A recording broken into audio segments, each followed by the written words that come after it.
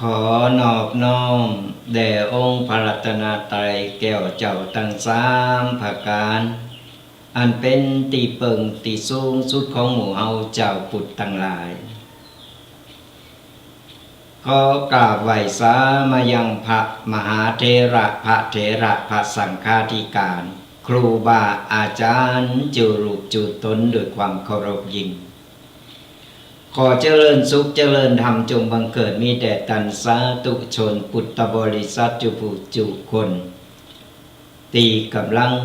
สดับหับฟังกับรายการธรรมะกำยองกับตุเจ้ายองป่าซาน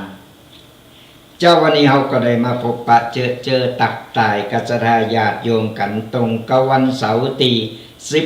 14 กุมภาพันธ์ 2569วันนี้หลายๆคน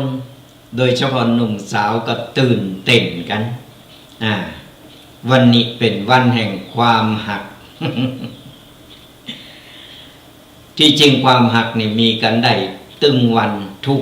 ทุกเวลาศรัทธาญาติโยมทั้งหลายบ่จำเป็นจะต้องมีเฉพาะวันที่14 กุมภาเฮาแสดงความหักกันได้กับผู้คนทุกเวลาทุกนาทีแต่ที่ลืมบ่ได้ขาดบ่ได้ก็คือจะไปลืมหักพระพุทธศาสนาของเฮาหักเอาน้ำธรรมคำสอนขององค์บวรพระสัมมาสัมพุทธเจ้าของเฮามาเป็นตีเปิงเป็นสารณะเป็นสารณะที่เปิงของหมู่เฮาเจ้าปุตกุคนก็เป็นความเปิ้นห้องว่ามันก็ดีที่คนเฮากูคนได้แสดงความหักต่อกันไม่ว่าจะเป็นหักปอหักแม่หักปีหักน้องหักเปิ้นหักฝูงหักไผก็ได้มันเป็นสิ่งดีที่คนเฮามีความหักความเอ็นดูซึ่งกันและกัน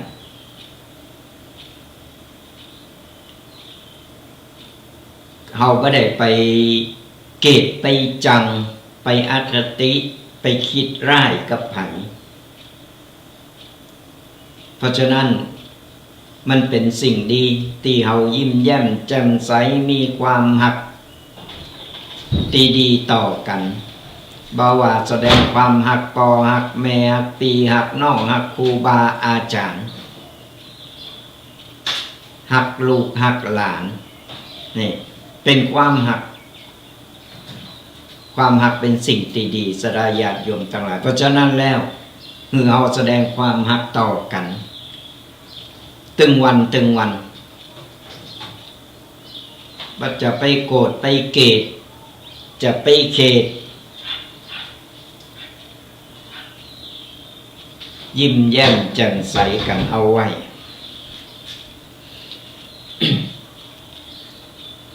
ก็อากาศตอนนี้สลายญาติโยมทั้งหลายเดียวห้อนเดียวหนาวให้ห้อนได้วันสองวันหนาวให้เมื่ออากาศมันแปรปรวนมันเปลี่ยนแปลงไปเพราะฉะนั้นเราไว้ใจยังบ่ได้สลายญาติโยมทั้งหลายถึงวันนี้มันถึงเคยหลายครั้งแล้วว่าตื่นเจ้ามาเราพยายามแปลงอารมณ์ดีๆที่ผ่านมามันจะเป็นอย่างไรต่อว่าที่ผ่านไปแล้วก็คือต่อว่าเป็นอดีตไปแล้วเอาปัจจุบันของเฮานี่เอาวันนี้ดีที่สุดสลายญาติโยมทั้งหลายยิ้มแย้มแจ่มใสแปลงจิตใสแปลงใจงามเนี่ยสลายญาติโยมทั้งหลายก็พยายามยิ้มแย้มแจ่มใสตื่นขึ้นมาอย่างอื่นเอาวางไว้ก่อนเอาไว้ทีหลังแล้วเราก็มายิ้มแย้มแจ่มใสแปลงจิตใสแปลงใจงามอยู่ในสติอยู่ในธรรมะตลอดเราก็จะเจอแต่สิ่งดีๆงามๆเข้ามาก่อนเราแปลงหน้าบูดหน้าเบี้ยวตอนเจ้านี่นะมันก็จะมีสิ่งบดีอย่างเข้ามาหาเราตลอดเวลาก่อนเรายิ้มแย้มแจ่มใสแปลงจิตใสแปลงใจงามแล้วอายตนะต่างๆดึงมันก็จะดึงดูดเอาคุณงามความดีเอาสิ่งดีๆเข้ามาหาเราเพราะฉะนั้นแล้วจะไปอารมณ์เสียตอนเจ้าอันยังก็เก็บไว้อันยังที่มันเหนียวก็ก้อยแก่ก้อยไขไปต้องเอามาฝังต้องมาเก็บไว้ในใจก็ยิ้มแย้มแจ่มใสอารมณ์เขาก็จะดีวันคำวันนี้ก่อนที่เราจะมาพบปะกับปกิณกะมาฟังปกิณกะต่างๆวันนี้จะเอาอย่างมามาเอ่ยกันกะเดียวก็มากันวันนี้ก็มี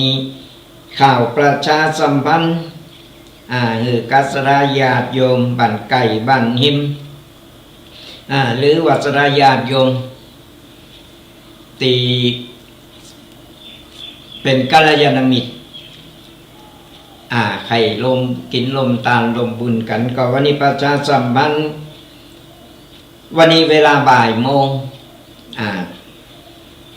มีธรรมะสัญจรบวรสารสุขระดับอำเภอของอำเภอป่าซาง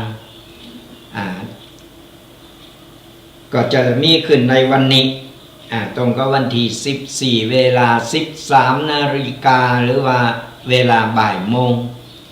ที่วัดพระพุทธบาทตากผ่าของเฮา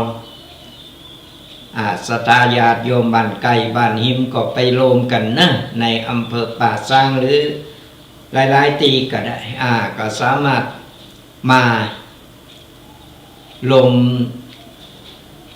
งานบุญธรรมสัญจรบวรสารสุขในเวลา 13 นาฬิกาหรือว่าบ่ายโมงที่วัดพระพุทธบาทตากผ่าของเฮาก็ขอเจริญปอนนะมากินมาตาลมาลมกินนมตาลมาฟังธรรมฟังเทศน์กันในงานก็จะมีของแจกหลายอันหลายอย่างก็ไปสะดวกไปพร้อมก็ขอเจริญปอนไปกินไปตาลไปโฮมกัน ก็ฝากประชาสัมพันธ์กันไปโดยก็ติดตามลำต้วยกันไปกับรายการธรรมะกำยองกับตุเจ้ายองป่าซางทุกๆวันเสาร์ตั้งแต่เวลา 8 โมงจนถึง 10 โมง 2 ชั่วโมงเต็มที่เราจะได้มามามาตักมาตายกับศรัทธาญาติโยมกันก็ติดตามกดไลค์กดแชร์กดติดตามกันไปโดยเนอะฟังอยู่ตั้งใดไม่ว่าจะเป็นช่องทางใด Facebook ช่อง YouTube กลุ่ม LINE กดไลค์กดแชร์กดติดตามกันไปแชร์เฮาก็ได้บุญได้กุศลไปในโตสระญาติโยมตั้งหลายจากที่เปิ้นบ่เคยได้ยินเปิ้นบ่เคยฮู้เคยได้ฟังเปิ้นก็จะได้เข้าใจและก็เปิ้นจะได้ฟังและนำไปปฏิบัติเฮาก็ได้บุญได้กุศลเป็นการเผยแผ่ธรรมะไปในโตไปฟังทางวิทยุก็สามารถก้อนใกล้เอาสิ่งดีๆเก็บเอาสิ่งดีๆไปบอกลูกสอนหลานไปแนะนำหรือนำไปปรับใช้ในชีวิตได้บุญได้กุศลเหมือนกันสระญาติโยมทั้งหลายเพราะฉะนั้นก็ฝากกดไลค์กดแชร์กดติดตามกันไปก่อนอื่นก็ขออนุโมทนาสาธุกับสระญาติโยมตีพอในไลฟ์สดตั้งช่อง Facebook ของอาตมาภาพนี่คอมเมนต์มาหลายๆอย่างโดยเฉพาะขออนุโมทนากับคุณไผ่โนนนาคุณไผ่โนนนานี่เพิ่นกดไลค์กดแชร์ตัวก็ขออนุโมทนาบุญไปขออนุโมทนาบุญตัวเนอะ กดไลค์กดแชร์ไปมีกลุ่มไลค์กลุ่มแชร์กดไลค์กดแชร์กันไปเป็นการเผยแผ่ช่วยกันอนุรักษ์และก็เผยแผ่พระพุทธศาสนาของเฮาเผยแผ่ธรรมะกันก็ขออนุโมทนาบุญตัวก็สะดวกตั้งใดบ่ว่าจะเป็นช่อง YouTube ของตั้งสถานีวัดไฟหินหรือว่าจะเป็นช่อง Facebook กลุ่ม LINE ก็สามารถเข้าไปพอไปดูไปชมไปฟังกันได้หรือว่าตั้งวิทยุวัดไฟหินของเฮา104นี่ก็สามารถฟังหรือว่าเครือข่ายต่างๆเป็นประจำกับธรรมะกำยองฟังสบายสไตล์ตุปีแดงวัดบากกอกวัดหรือว่าวัดมะกอกอำเภอป่าซางจังหวัดลำพูนก็จะได้มาพบปะเจอสระญาติโยมกันเป็นประจำทุกๆวันเสาร์เนอะสระญาติโยมทุกๆวันเสาร์ที่จริงก็อยากจะมาถึงวันนั่นแหละ อยากมาจัดตึงวันก็ด้วยภารกิจการงานด้วยหน้าที่การงานมันก็ยังว่าตู้เจ้าตึงวันนี้ก็อิดเหมือนกันเนอะ หลายอันหลายอย่างสราญาติโยมทั้งหลายสราญาติโยมก็ตุกแบบสราญาติโยมตู้เจ้าก็ตุกอย่างตู้เจ้าบัจใจว่าตู้เจ้าแล้วสุขสบายเหมือนก่อนมาเหมือนตีหลายๆคนเข้าใจเพราะว่าเดี๋ยวนี้ตู้เจ้านี้ก็ต้องปรับพัฒนาต่างๆขึ้นมาหลายอันหลายอย่างเพราะฉะนั้นแล้วก็หน้าที่ไผหน้าที่มันการงานไผการงานมันก็รับผิดชอบกันไป เอาละสดาญาติโยมทั้งหลายวันนี้ก็ได้นำเอาปกิณณกะต่างๆรอบข้างรอบโตเฮานี่แหละมามาสดาญาติโยมได้ฟังได้เป็นข้อคิดนำเอาไปปรับใจในชีวิตอันใดดีอันใดควรเฮาก็ไปบอกไปสอนลูกสอนหลานกันได้อย่างบัดเดียวนี้ก็อย่างติวหูสราญาติโยมทั้งหลายวิวัฒนาการต่างๆบ่ว่าจะเป็นการงานหรือว่าจะเป็นละเอกละอ่อนบัดเดียวมันพัฒนาขึ้นเร็วโลกมันเปลี่ยนไปเฮาก็พยายามทำโตหือปรับหือเข้ากับสถานการณ์นั้นๆเหมือนกำโบราณที่เป็นว่าเข้าเมืองลิวก็ลิวตาตามเฮาจะไปดื้อดึงจะไปเป็นกบในกะลาจะไปทำโตเป็นน้ำเต็มแก้วน้ำล้นแก้วเฮาจะบ่ได้รับรู้สิ่งใหม่ๆเฮาก็จะได้บ่โตยเปิ้นบัดนั้นเป็นคนที่ล้าสมัยไปเพราะฉะนั้นแล้วเนี่ยเฮาต้องพยายามปรับหือเข้ากับสถานการณ์หืออยู่ในปัจจุบันหือได้เฮาจะได้ตันเกมจะได้ฮู้เกมต่างๆเฮาจะบ่เสฮู้เปิ้นหลายๆอันหลายๆอย่าง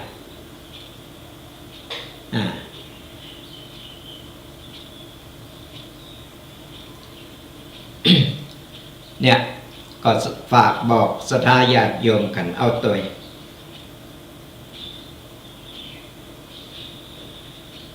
เป็นคอมเมนต์ถามมาว่าพระอาจารย์อยู่จังหวัดใดจังหวัดลำพูนเนอะคุณไผ่โนนนาเป็นตักมาเป็น FC ตังภาคใดเนี่ยอยู่จังหวัดลำพูนวัดบะกอกอำเภอป่าสร้างจังหวัดลำพูนนะตีเอาออกรายการสดนี่แต่ไปออกรายการตั้งสถานีวัดฝายหินที่เชียงใหม่พุ่นก็เดี๋ยวจะตอบคอมเมนต์แห่งกำหนึ่ง เอาละสราญาติโยมทั้งหลายวันนี้ได้นำเอาปกิณณกะเกี่ยวกับข้อคิดตีอยู่ไก่โตเฮานี่แหละมาเล่าสู่สราญาติโยมฟังกันเพิ่นว่า6สิ่งนี่ที่บ่ควรจะทำในชีวิตของเฮาก็บ่ควรที่จะเอามาใช้ในชีวิตของเฮาหรือว่าเอาเข้ามาในสมองของเฮา6สิ่งนี้มันมีอะไรอย่างพองเดี๋ยวจะสาธยายไขออกเป็นข้อสราญาติโยมอีปออีแม่ปออุ้ยแม่อุ้ย ได้ฟังกัน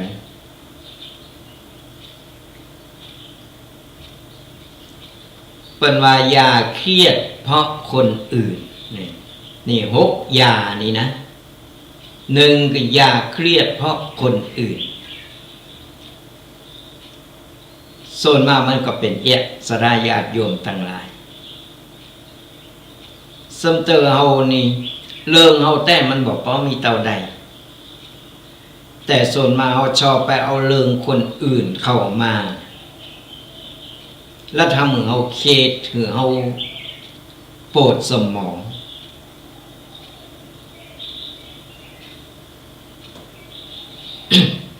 จะได้คือเครียดและปวดสมองโดยที่ว่าไม่ใช่เรื่องของตัวเก่าส่วนมากมันเป็นอัน เขาชอบไปเอาเรื่องคนนั้นคนนี้มาเขตเพิ่น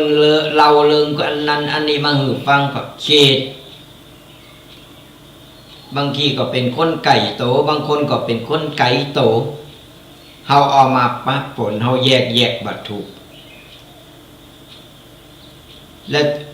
ทำมือเฮาเนี่ยปวดโหแล้วก็เขตเพราะฉะนั้นเนี่ยสลาญาติโยมทั้งหลายเรื่องอันใดที่มันไม่ใช่ของเฮาก็ไม่ต้องยุ่งก็พอถึงบอกว่าบางครั้งเฮาปิดหูปิดตาปิดปากไว้ให้พองบ่ต้องหับหูมดกูเรื่องบางเรื่องเฮาบ่จำเป็นต้องหับหูก็ได้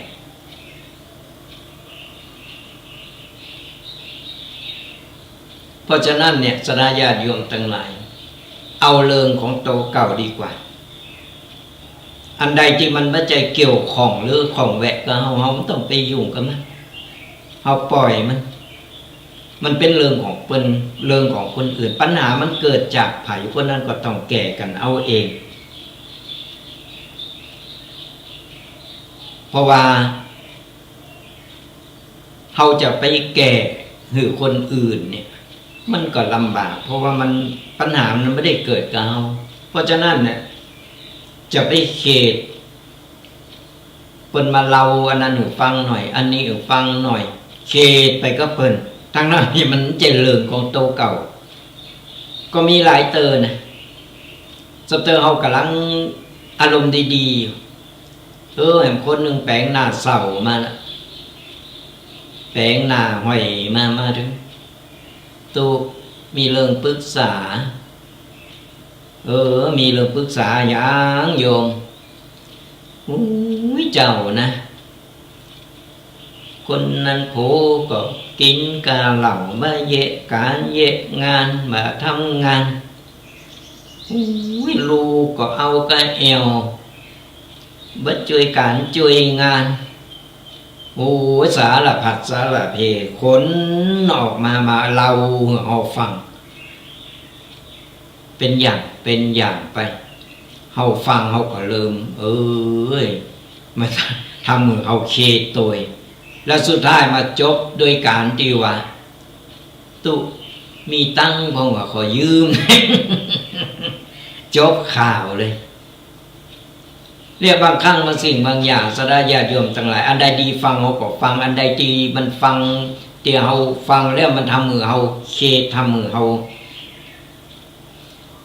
เดือดร้อนไปตัวเนี่ยเฮาก็พยายาม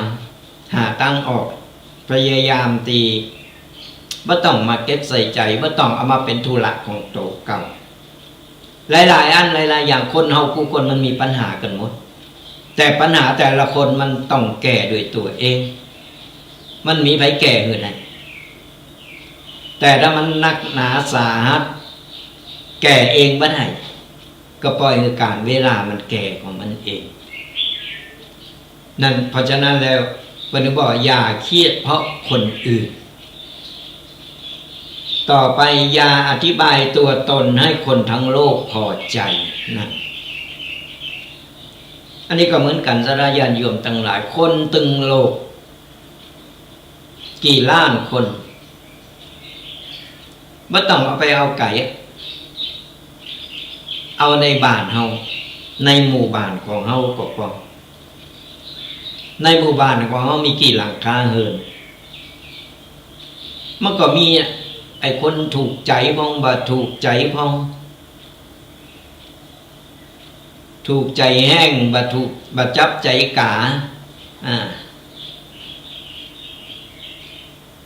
มันบ่มีหรอกที่ว่าเพิ่นจะมาหาเฮาหมดตึงหมู่บ้านมันก็บ่มีหรอกที่ไผจะมาจังเฮาตึงหมู่บ้านมันมีตึงคนหักคนจังเพราะฉะนั้นเอาทำโตของเฮาให้ดีที่สุด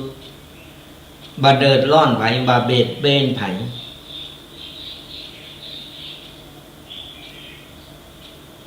อยู่ที่ว่าคนอื่นเพิ่นจะจังจะหักเฮาก็จะเป็นเรื่องของเพิ่นล่ะมันจะเรื่องของเฮาล่ะ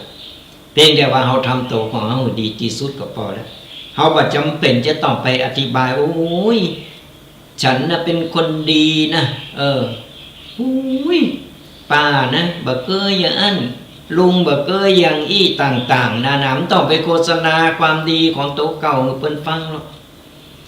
ไผทำอย่าได้เพิ่นพ่อเพิ่นฮู้เพิ่นหันกันเองบางทีเฮาดีแสนดี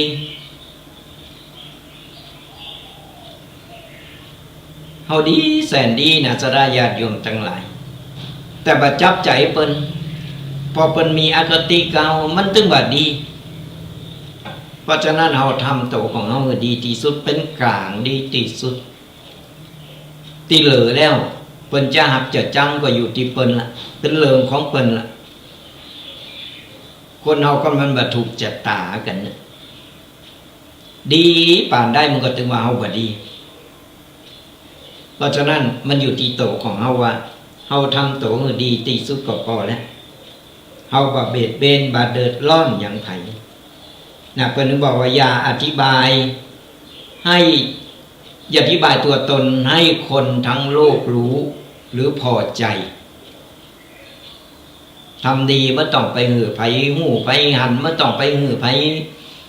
ไปโฆษณาหือเป็นหู้เป็นหันหือเป็นมาพอ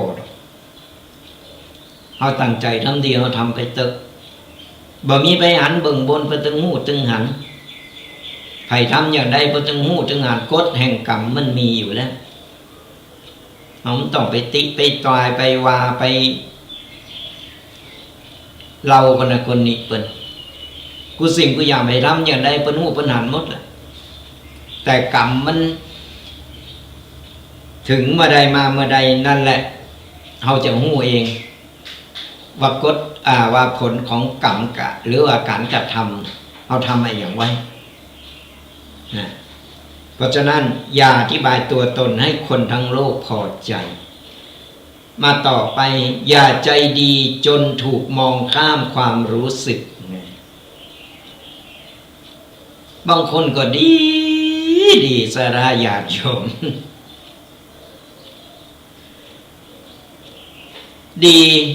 ดีเกินนะหมอดีจนเป็นถูกเป็นเอาหลักเอาเปรียบเลยกลายเป็นว่าเหมือนคนงาวเป็นโขกทรัพย์ได้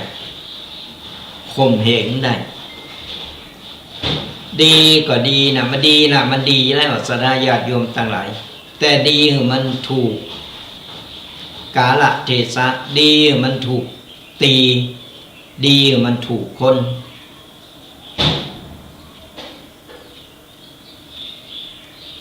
การทำความดีมันดีเพราะว่าอะไรอย่างก็ตามแต่ไปดีในทางตีบ่ถูกคนมันก็บานคุณค่ามันบานคุณค่าของความดีของเราหรอกเพราะฉะนั้นเราดีเราก็ต้องพอคนตัวดีมันถูกตีถูกตางดีมันถูกคนมันจะบัดเสียเปล่าแต่มันอยู่ที่โตเราว่าในเมื่อเราทำดีแล้วในเมื่อเพิ่นหมั่นความดีเราก็พยายามทำดีต่อไปแต่เราต้องไปทำดีตีมันถูกตีถูกตังเหมือนขายของเอาไปขายของนะไปขายตีเปี่ยวหรือว่าปนว่าตีทำเลแบบดีเป็นตีอัพมันก็ขายไม่ได้แต่ก่อนเราไปหาทำเลดีหาตีขายของที่เป็นชุมชนของเฮามันก็ขายได้ขายดีเหมือนกันอะยังก็ตามสดาญาติโยมทั้งหลายกาลเทศะการเวลาและตีต่ำตีสูงเฮาต้องงู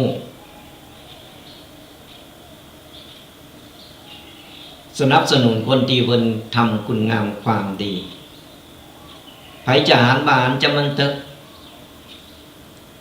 แต่เฮาหูเฮาหันด้วยตัวเฮาเองว่าวันนี้เอาทำดีละ แล้วมันก็จะติดเป็นนิสัยไปแต่พยานคุณค่ามาคุณค่าอยู่ที่ใจของเพิ่น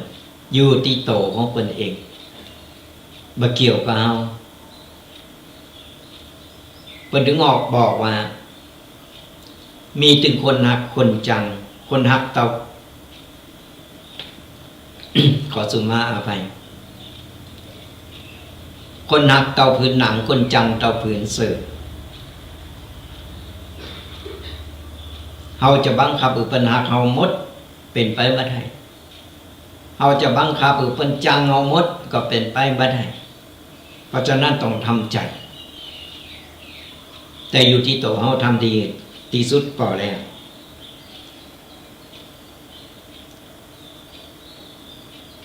มาถอดต่อไป อย่าเสียเวลามากมายไปกับการพิสูจน์อันนี้ก็เหมือนกันสดาญาโยมทั้งหลายเราต้องไปพิสูจน์ไปหู้ไปอ่านลูกว่าเราเป็นคนอย่างใดแบบไหนเราใจชีวิตของเราตามอิริยาบถของเราเองตามสไตล์ของเรานี่แหละคนกูคนต่างจิตต่างใจลูกพ่อแม่เดียวกันยังต่างจิตต่างใจเฮายังบ่ฮู้นิสัยใจคอเบิ่งลึกเบิ่งในแท้ๆน่ะแต่ละคนคิดกันอย่างใดเพราะฉะนั้นแล้วเนี่ยเฮาต้องไปเสียเวลามากมายกับการไปพิสูจน์ตัวเองว่าคนอื่นได้ฮักได้ชอบเฮาทำอย่างใดเฮาทำอย่างอันไปตามบทบาทของเฮาตามนิสัยใจคอของเฮานี่แหละเฮาบ่ต้องไปทำเสแสร้งแกล้งทำดีมันเป็นเพิ่นฮ้องว่ามารยาเนี่ยคือเสแสร้งแกล้งประจบประแจงเพื่อจะพิสูจน์ถือเป็นหูเป็นหันว่าโอ้เป็นคนทำงานเก่งโอ้เป็นคนที่เก่งโอ้เป็นคนที่สารพัดสารเพแต่จริงๆแล้วจิตใจเบิ่งลึกกึดอย่างใดทำกึดอย่างใดบ่มีไผอย่างฮู้เฮาบ่ต้องไปเสียเวลาไปเสแสร้งไปแกล้งทำดีทำเพื่อเอาตัวรอดเพื่อพิสูจน์เพิ่นฮู้เพิ่นหันว่าตัวเก่าเป็นคนอย่างไรเฮาทำสไตล์ของเฮาธรรมดาของเฮานี่แหละเอาซื่อๆของเฮานี่แหละไผรับได้ก็รับบ่ได้ก็แล้วแต่เฮาบ่จำเป็นจะต้องว่าเพิ่นมาฮักมาชอบเพิ่นมาชมบางคนใครได้ยศใครได้ยางใครได้หน้าใครได้ตาโดยเหตุผลต่างๆนั่นแหละเพื่อตัวเก่าจะได้ยกระดับตัวเก่าขึ้นมาแต่ถามว่าได้มาแล้วตัวเก่าทำได้ก็ยศตำแหน่งต่างๆได้หน้าได้ตาอย่างเดียวไปไหนก็เป็นสรรเสริญเยินยอแต่พอทำงานแท้ๆบ่จางทำงานบ่จางบ่เป็นเลยแต่ใครได้มาเพื่ออะไรอย่างประดับประดาบารมีโตเก่าเปิ้นสรรเสริญเยินยอไปไหนมาไหนโอ้ยเปิ้นยกมือไหวเปิ้นตักเปิ้นตาย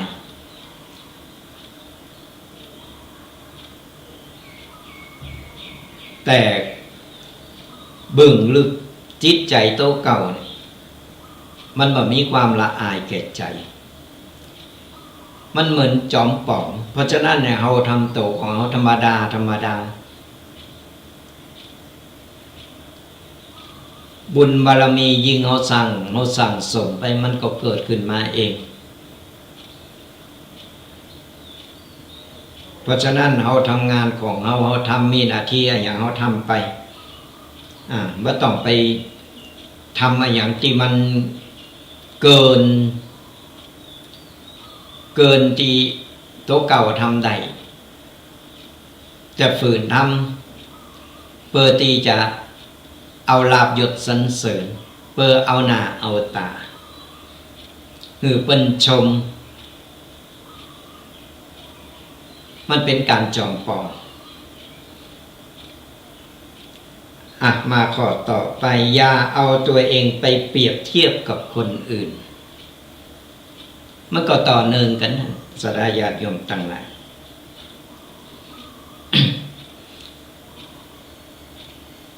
เราไม่ต้องไปเปรียบเทียบกับเปิ้นเรามีหน้าเรามีฐานะแบบไหนอย่างใดเราหูโตของเราดีเราไม่ต้องไปยกไปเปรียบกับคนนั้นเปรียบกับคนนี้ก็บอกแล้วว่าคนเราแข่งบุญแข่งวาสนามันแข่งกันไม่ได้แข่งแข่งพายมันแข่งได้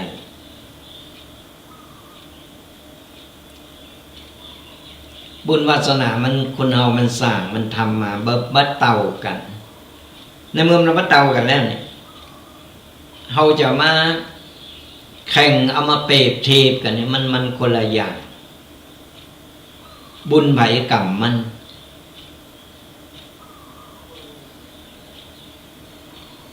กรรมโบราณพอถึงบอกว่าสุมาภัยตัวหันจ้างขี่ไปขี่ตัวจ้าง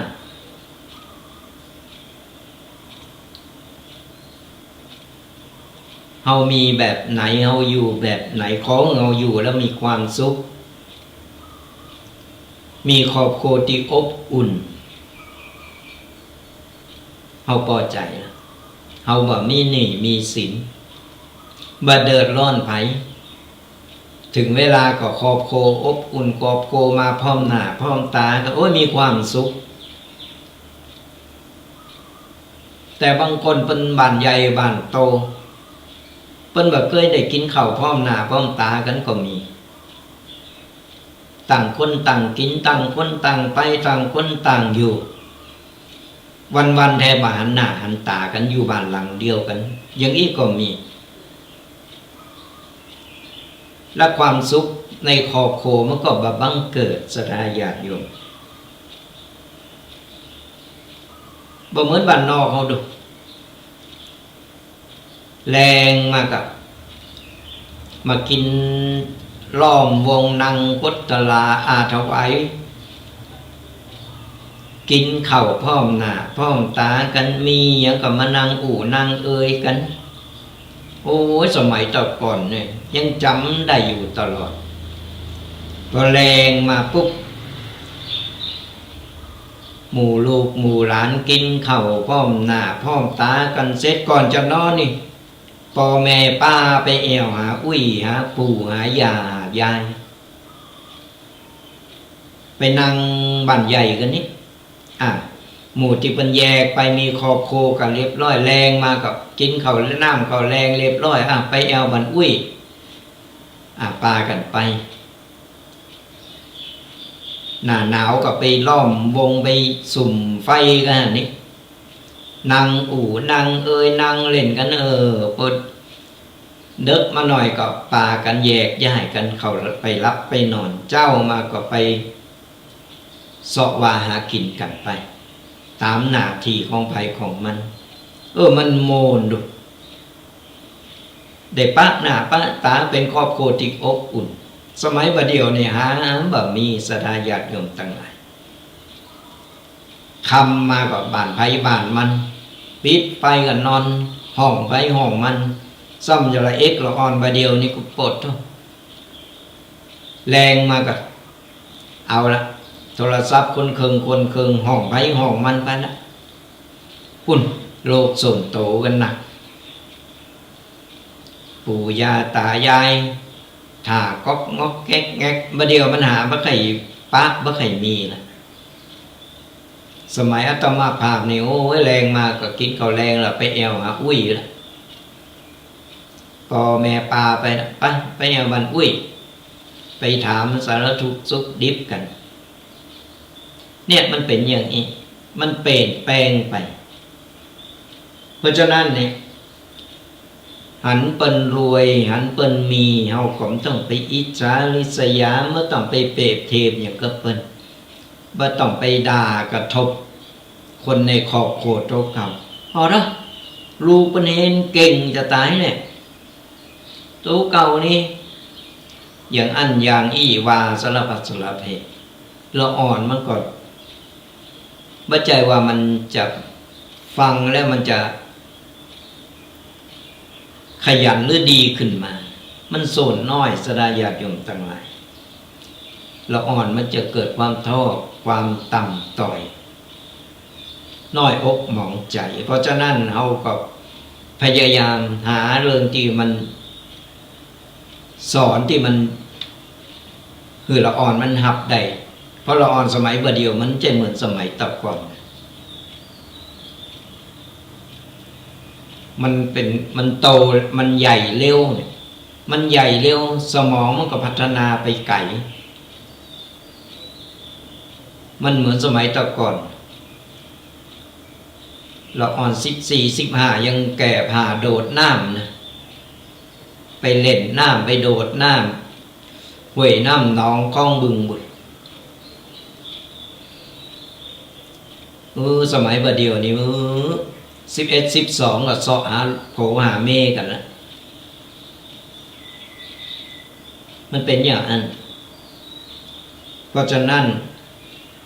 บ่ต้องไปเปรียบเทียบควบโคของเฮากับคนอื่นเปิ้นเฮาอู้หือกับเชิงในการหือกำลังใจซึ่งกันและกันก็ถึงบอกว่ากรรมไผกรรมมันเจอมันเหมือนกันเป็นไปบ่ได้นิ้วหานิ้วยังบ่เต่ากันลูกหลานในครอบครัวเดียวกันต้องเดียวกันนิสัยใจก็ยังบ่เหมือนกันเพราะฉะนั้นเราจะไปตัดสินใจอย่างนั้นบ่ต้องไปเปรียบเทียบกับไผเอาครอบครัวของเฮา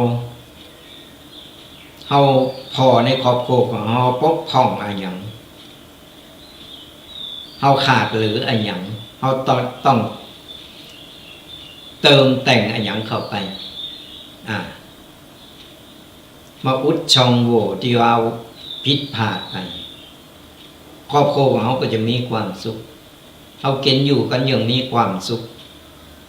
คือกำลังใจซึ่งกันและกันมาข้อต่อไป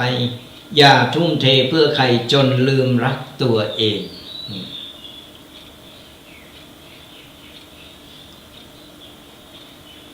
ความหักมันเป็นสิ่งที่ดีแต่จะไปหักเกินไปจะไปหักจนหลงเกินไปเพราะว่าหักไผยิ่งเป็นกูหนุ่มสาวเนี่ยยิ่งวันนี้วันที่14วันวาเลนไทน์นี่นะโอ้ยปีหักน้องปีหักน้องโอ้ยใหม่ๆก็หักเต้นเนอะ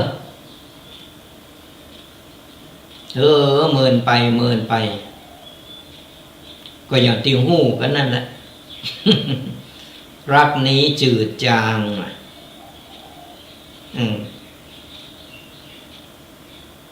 กินข้าวใหม่ๆนี่กินข้าวก็พักก็ว่าโอ้ยลำแตะลำว่าเมินไปเมินมากินข้าวกับแกงไก่จิ้นไก่ก็หาว่าบาลำเนี่ยเปิ้งกรรมโบราณเปิ้นว่าเปิ้นได้เอามาล่อมาว่ากันโต๊ะเก่าสำคัญที่สุดสดาญาติโยมทั้งหลายและเอกลอนที่ฟังรายการอยู่ก็ตาม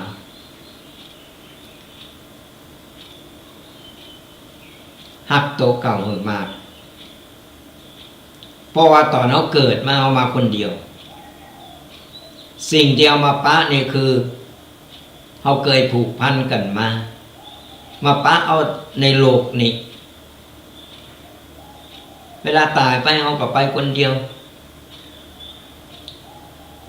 คนบนโลกนี่มีใบโต้ยเขาไปได้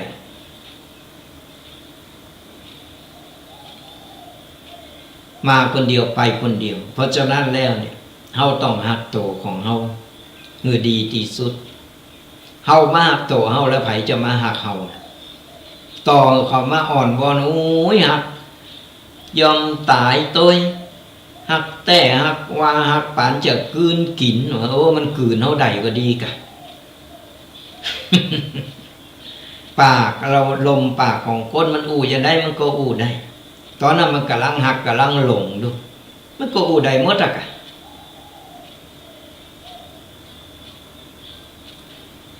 เเมินไปเมินมาก็ดึงได้เป็นเรื่องเป็นเล่าเป็นข่าวกันขึ้นมานี่มีกิ๊กวะมีคนใหม่วะผัวเผลอเจอกันวะเมียเผลอเจอกันอะไรอย่างต่างๆนั่นน่ะก็มันน้ำพริกถ้วยเก่ามันเบื่อแล้วนี่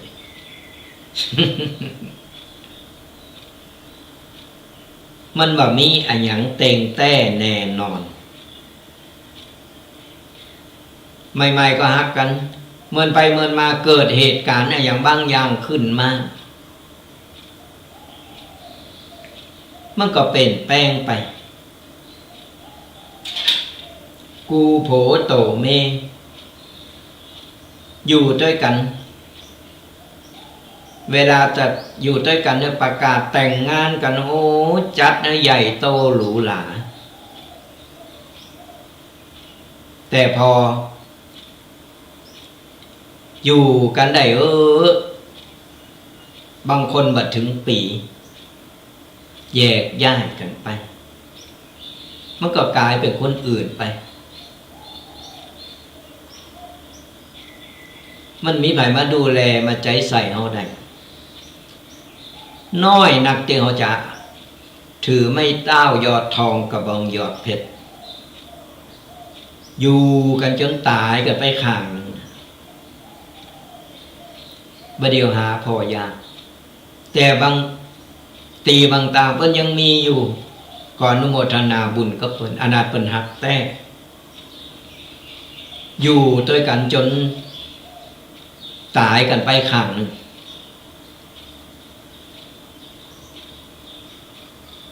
เพราะฉะนั้นเนี่ยมันบ่มีไผมาหักเฮาเต่าก็โตเฮาเองโตเฮาจิตใจของเฮาเอง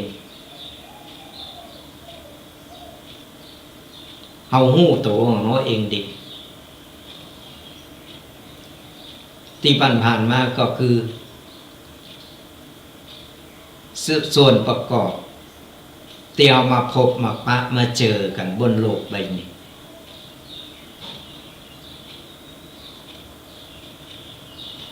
ก็ฝากสรญาติโยมกันเอาไว้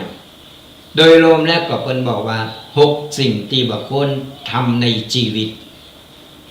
1. อย่าเคดเพราะคนอื่น 2. อย่าอธิบายตัวตนให้คนทั้งโลกได้พอใจ 3. อย่าใจดีจนถูกมองข้ามความรู้สึก 4. อย่าเสียเวลามากมายไปกับการพิสูจน์ตัวเองเพื่อความชอบของคนอื่น 5. อย่าเอาตัวเองไปเปรียบเทียบกับไผ 6. อย่าทุ่มเทเพื่อไผจนลืมหักตัวเอง6ข้อที่วันนี้ได้เอามาแกะมาก้อนใกล้มาสาธยายสรญาติโยมได้ฟังอย่างเข้าใจกันอย่างน้อยก็เป็นข้อคิดให้สรญาติโยมนำไปคิดไปพิจารณาเอาไปปรับปรุงแก้ไขอย่าว่าสายเกินไปสรญาติโยมตั้งหลายบางครั้งเขาก็ต้องเอาไปสอนลูกสอนหลานได้บอกลูกบอกหลานว่าวันนี้ฟังธรรมะมาได้ข้อคิดอันนั้นอันนี้เขาก็เอาไปบอกลูกบอกหลานได้อย่างน้อยก็เป็นเกาะกำบังก็บอกแล้วสมัยประเดี๋ยวเราอ่อนเนี่ยมันตัดสินใจเร็ว มันใหญ่เร็วตัดสินใจเร็วมันก้าวกระโดดเพราะฉะนั้นเราต้องดูแลให้ดียิ่งวันนี้เป็นวันวาเลนไทน์และเอ็กละออนหนุ่มสาวก็หูอยู่ว่าวันแห่งความรักที่จริงวันแห่งความรักมันก็อย่างที่บอกไปต้นรายการว่าหักครอบครัวหักพ่อหักแม่หักพี่หักน้องหักครูบาอาจารย์บัจใจว่าเฉพาะเจาะจงว่าวันแห่งความรักหนุ่มสาวเป็นโอ้ยรอคอยวันนี้มามอบดอกไม้หือกันดอกไม้ก็แปลงเห็นประเดี๋ยวดอกกุหลาบนี่ยิงสีแดงนี่นะวันนี้นี่มันต้องโผล่ต้องไปหาซื้อกินข้าวได้เป็นจานหมดคนเอามันเห่อกันไปแต่ที่จริงความหักแสดงความหักต่อกันนะได้ตลอดเวลาได้ตึงวันยิ่งหักพ่อหักแม่หักครูบาอาจารย์หักปีหักน้องหักขอบโคโตเก่าสำคัญที่สุดแต่เราอ่อนไปตีความหมายที่วันนี้แหละโอ้เป็นวันที่รอคอยหลายคนหลายอันหลายอย่างเพราะฉะนั้นต้องดูแลยิงไปมีลูกเป็นไม่ยิงเราอ่อนไม่ยิงนี่นะต้องดูแลให้ดีต้องบอกต้องกล่าวต้องเตือนมันว่าความหักเป็นสิ่งดีแต่หักคือมันถูกตีโดยเฉพาะหักขอบโคหักพ่อหักแม่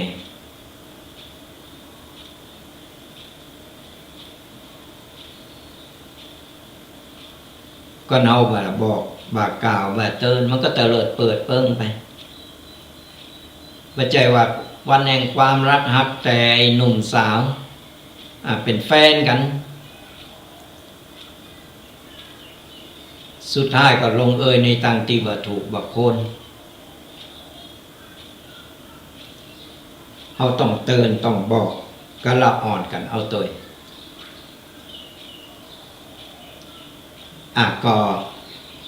ฝากติดตามกับรายการธรรมกำยองกับตุเจ้ายองป่าสร้างฟังธรรมะสบายสบายสไตล์ตุปีแดงวัดบักกอกวันนี้ก็ได้นำอปกินกะมามาเอ่ยเหือศรัทธาญาติโยมได้ฟังอย่างน้อยก็เป็นข้อคิดสกิดเตือนหือศรัทธาญาติโยม ได้นำไปใจ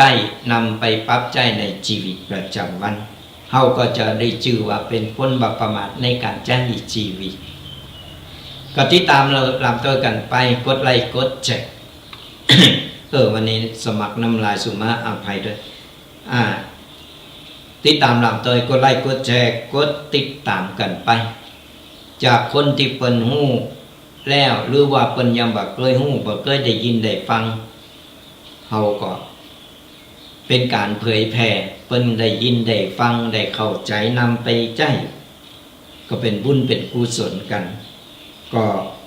หลายๆช่องทางเนอะสรายาโยมทั้งหลายว่าจะเป็นดังฟังทางวิทยุ104กับเครือข่ายต่างๆหรือว่าจะเป็นทั้ง Facebook ช่อง YouTube กลุ่ม LINE หลายช่องทางสมัยประเดี๋ยวนี้สามารถฟังธรรมะได้ปน้องธรรมะเดลิเวอรี่ส่งถึงบ้านบ่ต้องมาฟังธรรมะ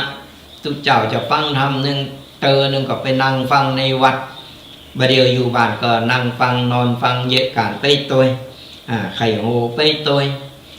ฟังได้ความหูตัวบุญก็ได้ก็ฝากติดตามกันไปตัวอนุโมทนาบุญการสดาญาติโยม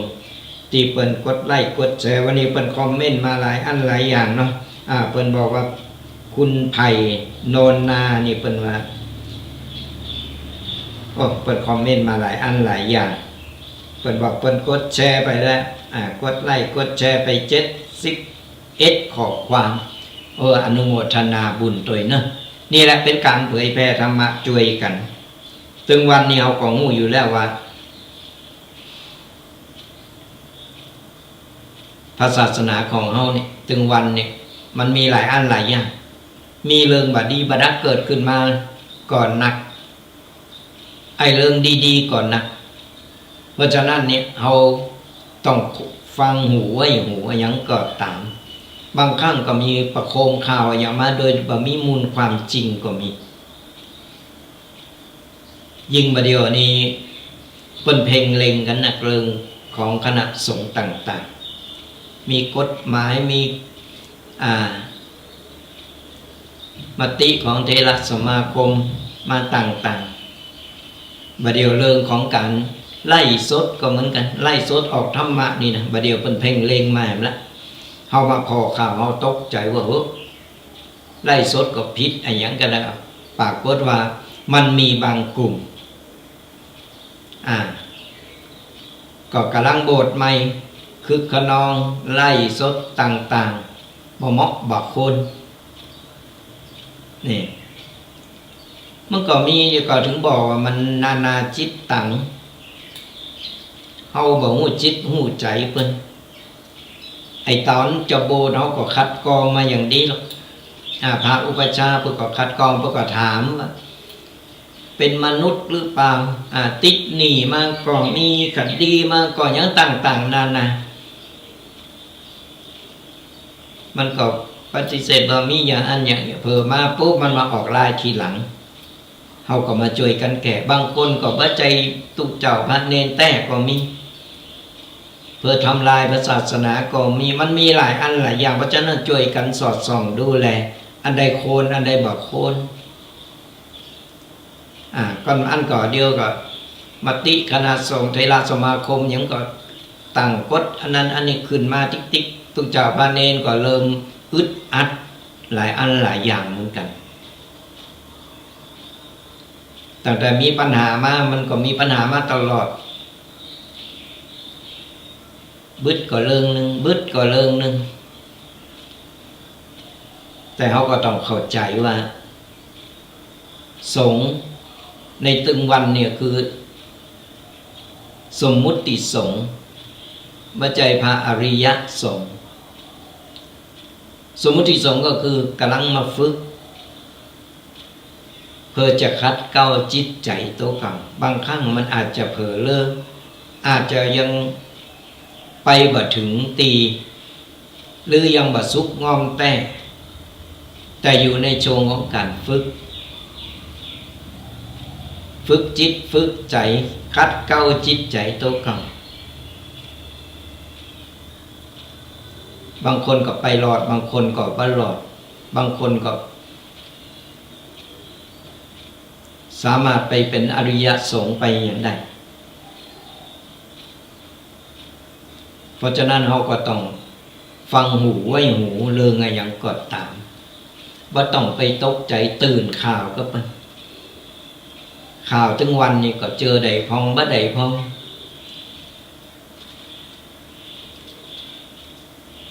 มันถึงได้บอกว่ามันโลกมันดุถึงวันนี้มันปนเป้เหระมันอยู่โลมกันลูกหลายปอหลายแม่หลายจิตหลายใจจึงมันได้ดังใจหมดกูคนกูอยากมันก็เป็นไปบ่ได้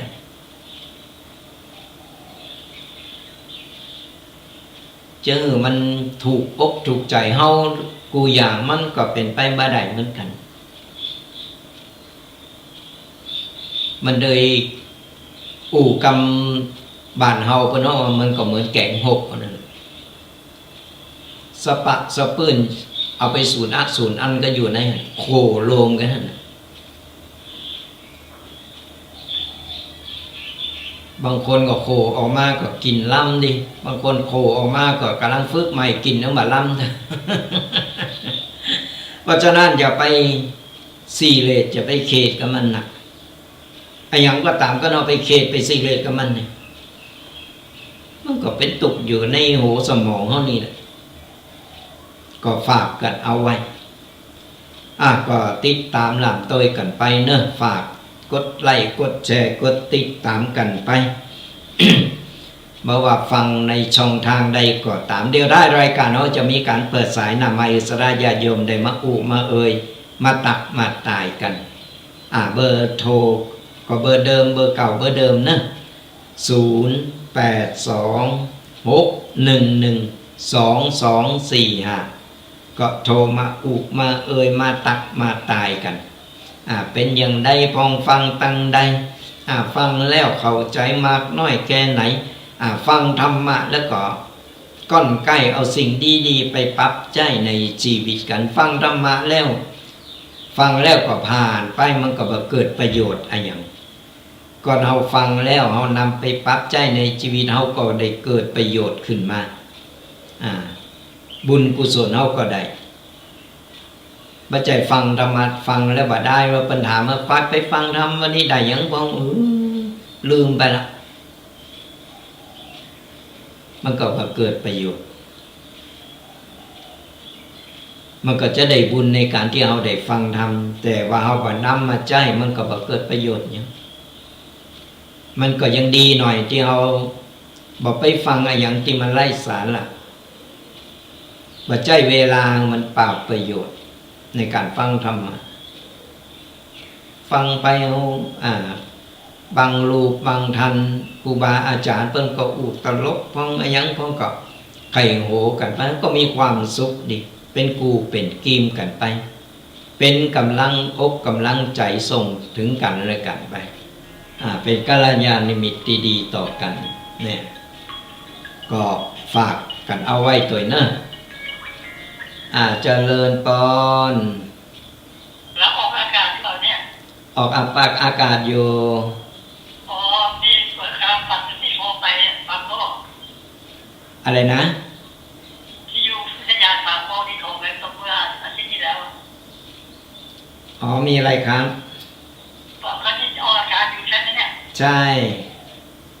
บอกว่าก็ใช่นะแต่ว่าวันเสาร์ใช่ครับออกวันเสาร์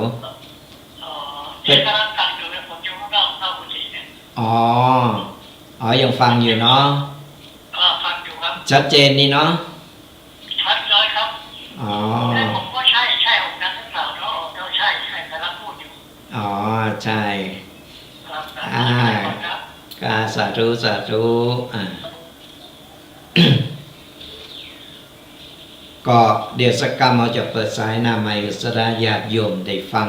ได้มามามาตักมาตายกันก็ไปลืมนะสระญาติโยมทั้งหลายวันนี้ได้นำเอาข้อคิดต่างๆมามาศรัทธาญาติโยมได้ฟังกันก็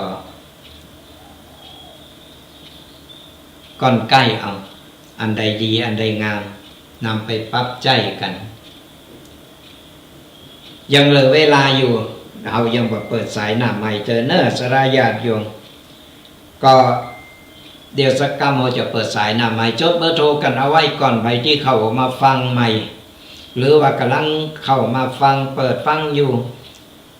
จดเบอร์โทรกันเอาไว้พอบอกเปิดสายหน้าใหม่เลิ่นเนอก็โทรเข้ามา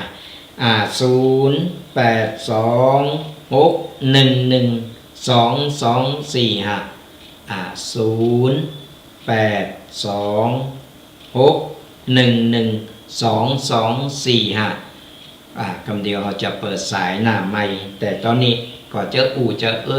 กัสดาญาติโยมกันไปก่อนก็อย่างที่บอก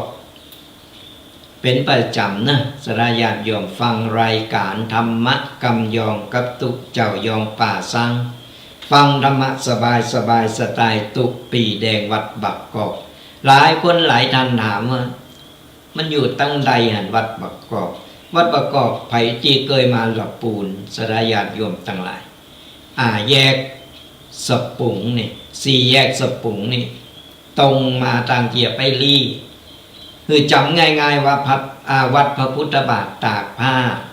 จังหวัดลำพูนมีตีเดียวอยู่ตรงข้ามกันอยู่ตรงข้ามกับวัดพระพุทธบาทตากผ้าวัดพระพุทธบาทตากผ้าเป ปิ้นจะอยู่ทางฝั่งปั๊มน้ำมันแต่วัดบักกอกของเราจะอยู่ตรงข้ามกันอยู่ตรงลุมนี่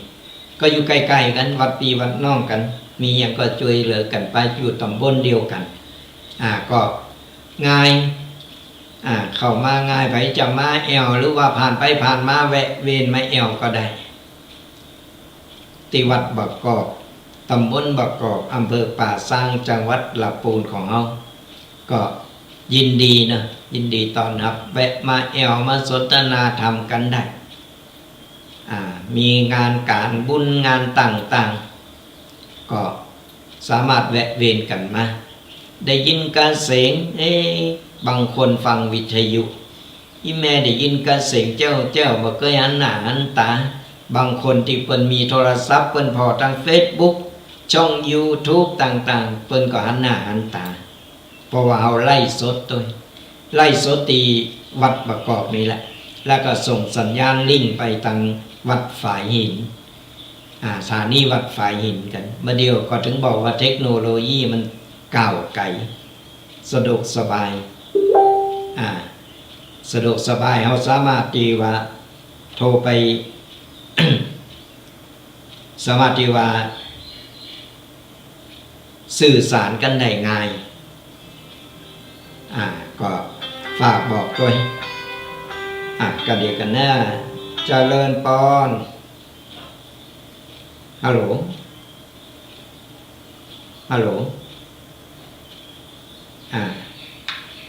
วันนี้เป็นยังไงเนี่ยโทรศัพท์มาก่อน เขายังแบบเปิดสายหน้าไมค์เถอะโอเคสระญาติโยมทั้งหลายในมือเป็นไข่โทรมามากันวันนี้สงสัย FC ฟังกันหลายกันโทรศัพท์มาบักขาดยังแบบเปิดสายหน้าไมค์เขาจะเปิดสายหน้าไมค์ไปตัวแล้วก็จะได้ได้ไปตัวโทรกันเข้ามาได้นะ0826112245โทรมามามาตักมาตายกันฟังอยู่ตั้งใดตอนนี้เราเปิดสายหน้าไมค์กันแล้วเปิดสายหน้าไมค์สระญาติโยมได้มามาตักมาตายกันก่อนอื่นก็ประชาสัมพันธ์กันแห่งกรรมหนึ่งเนอสระญาติโยมตั้งหลายตักตายกันแห่งกรรมเดี๋ยวขออนุญาตนะเจริญปอนไปต่อเจ้า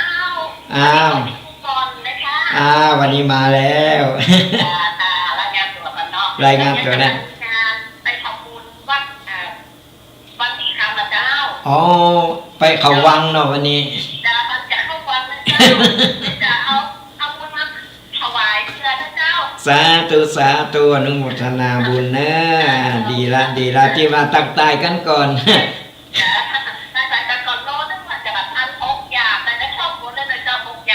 ครบหมดแล้วเนาะ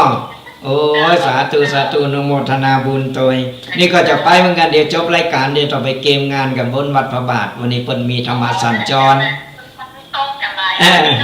ใ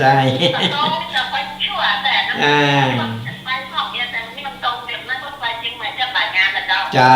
ใจเพราะดีละสั่งสมบุญว่าอนุโมทนาบุญเนอะขอบุญรักษาFC มาแล้วแม่ครู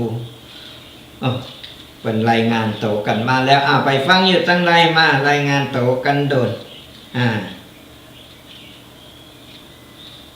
รายงานโตกันมาโทรกันเข้ามา0826112245โทรมามามาตักมาตายกันฟังอยู่ตั้งใดวันนี้ก็งานบุญหลายตีหลายตั้งเนาะไผตีไก่ตั้งใดก็สามารถไปกินไปตานไปสั่งสมบุญกันเอาไว้ไปสั่งสมบุญกันเอาไว้สระญาติโยมตั้งหลายก็อย่างที่บอกว่าวันนี้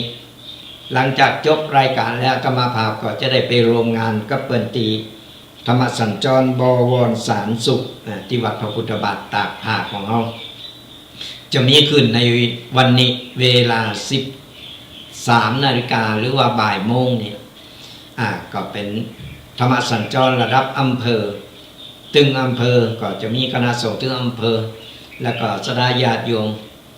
มาโรมมากินมาตานกันก็ ไปลืมนะสลายญาติโยมไก่ตั้งใดมีการงานบุญตั้งใดก็สั่งสมกันเอาไว้บุญกุศลถ้าอันตีจะเป็นแสงสว่างนำต่างเอาไปได้อาจจะเลินปอนฮัลโหลเป็นโต๊ะปากม่วงที่เคยบอกโอ้ที่เนี่ยอ๋อนมัสการครับ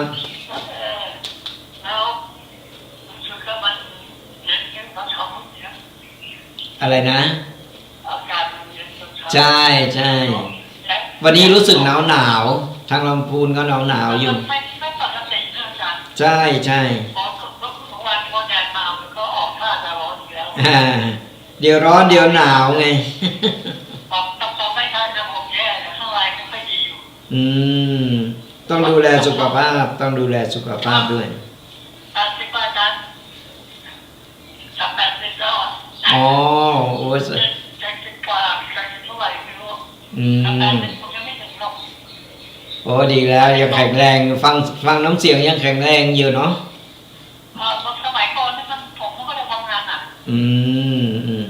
ตอนเด็กๆก็อยู่กับตาก็เลี้ยงน้ำตาก็เลี้ยงโตขึ้นมาก็มาบวชเลยโอ้ดีแล้วดีแล้วอย่างนี้ต้อง120เลยใช่ไหมยาเลยอาจารย์เอาแค่80ก็ยังไม่ไหวนะมองการปีนี้มันแย่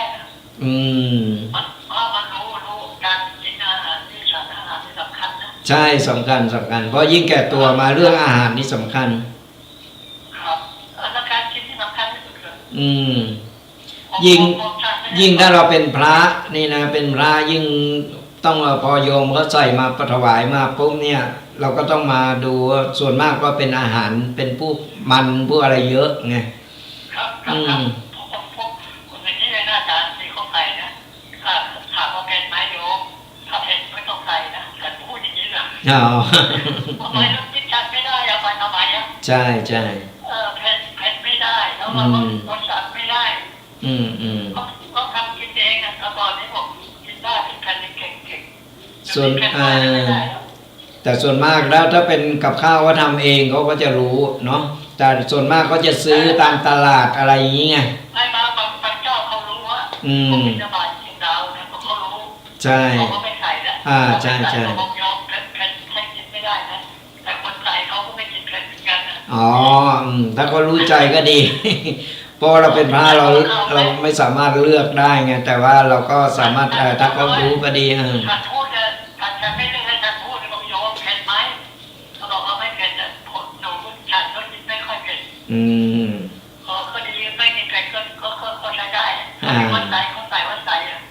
ใช่เขากินของเหนือได้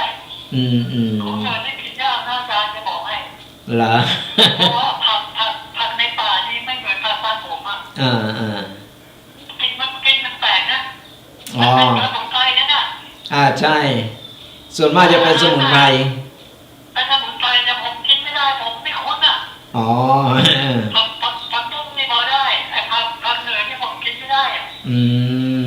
แต่ว่าผมไม่ได้พูดนะเฉยๆพอมาผมก็ไม่ได้ฉันหรอกเพราะว่ามันกินมันแปลกๆอ่ะกินมันแกงเอามาขย่อออกมาด้วยนะเฉพาะฉันนะคนอื่นใครไม่รู้อ่ะภาคกลางมันกินของยากนะใช่ภาคกลางมันกินของพื้นบ้านเขาส่วนมากจะเป็นปลาทูเนาะ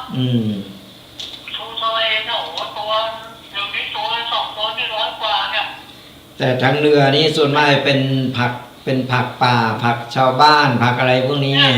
อาการมันไม่กินแปลกๆอ่ะปกติกินได้มันกินเข้าไปคือเรายังไม่ชินกับมันเนาะเราพูดไม่ได้การเราเป็นผ้าใช่ฉันถามก่อนว่าอยู่เผ็ดไหมถ้าเผ็ดแล้วจะมาไม่ไหวนะ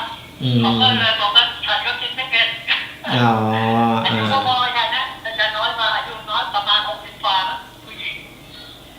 ก็ดีไปอย่างเนาะลดความอ้วนไปในตัวผมไม่ไหวนะผมผอมอยู่ว่าเลยผม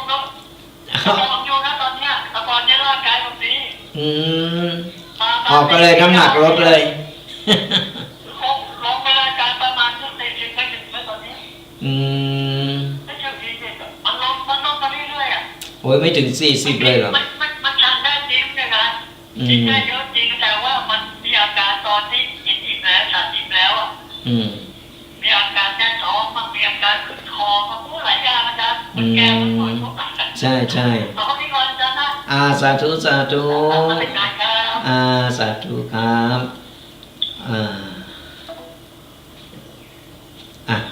ก็ ทำใจลำบากหน่อยเป็นตู้เจ้าเนื้อน่ะสดาญาติโยมทั้งหลายเป็นใส่อย่างมากเขาก็ต้องจำเป็นต้องฉันก็มันฉันว่าได้แต่เขาก็ต้องแบ่งปันกโยมสมณเณรเพิ่นไปเพราะว่ากับข้าวถ้าทำเองเนี่ยมันจะลำก็บ่เหมือนกับข้าวที่เพิ่นไปซื้อมาใส่เพราะว่าส่วนมากจะเป็นกะทิเป็นมันอันนั้นตุเจ้าเลยกลายเป็นโรคเบาหวานปองเป็นไขมันปองเป็นอย่างต่างๆนั่นนะอาตมาภาพก็เหมือนกันนะแต่ว่าเขาก็ดูแลสุขภาพของเขาอันใดที่มันเขาคนเลงใดก็เลงก็เลยโชคดีไปว่าบ่มีโรคประจำตัวว่าใจมาอู่มานี่ก็โทษกับแต่บ่เคยกินยุกกินยาอย่างก็เป็นนอกจากว่าเป็นไข้หวัดธรรมดาเป็นอย่างธรรมดาแต่มีปัญหากับเรื่องฟัน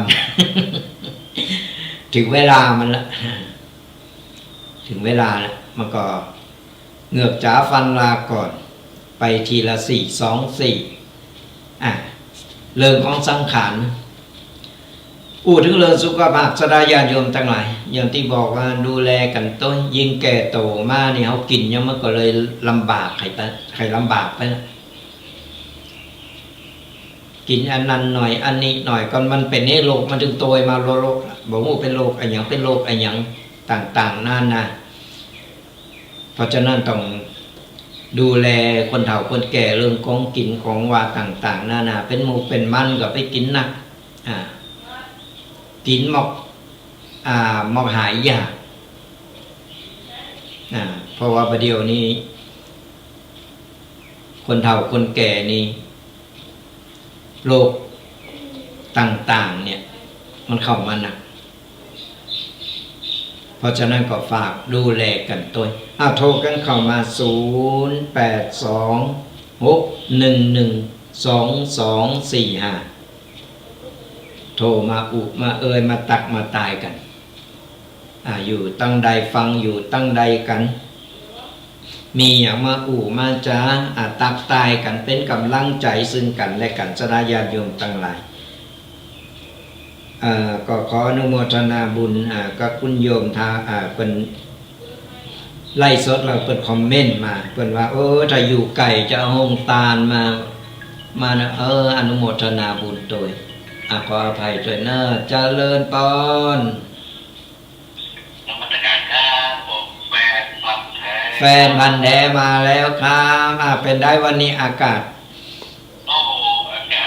ดีมากเลยครับนอกจากมันร้อนเย็นสบายเนาะเย็นสบายครับแต่ตะวันนี่หนาวตะวันนี่ร้อนไปหน่อยเป็นอย่างครับแต่ว่าร้อนวันนี้เริ่มอากาศเย็นสบายดี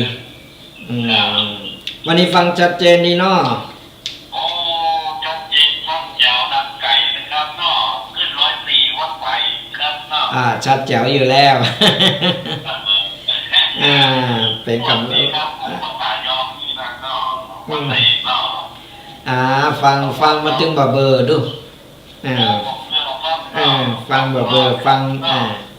วันนี้ได้ขอคิดหลายอย่างก็ได้ขอคิดนักขนาดเลยครับเนาะดีละนำไปปรับใจบอกลูกสอนหลานเนอะ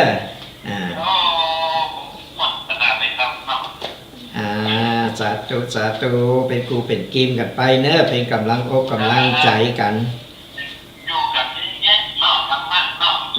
ดีละอยู่กับธรรมะมีธรรมะไว้ในใจดีละเป็นแสงสว่างน้ำตาเฮาเหมือนกันเนอะบุญรักษาเนอะเจริญพรโทรมารายงานโตกันแล้วเป็นชอบฟังกำยองกำยองมาตึงมูลดู ด่าไผก็ตึงบาดเจ็บด่าไปเติมมันตึงบาดเจ็บ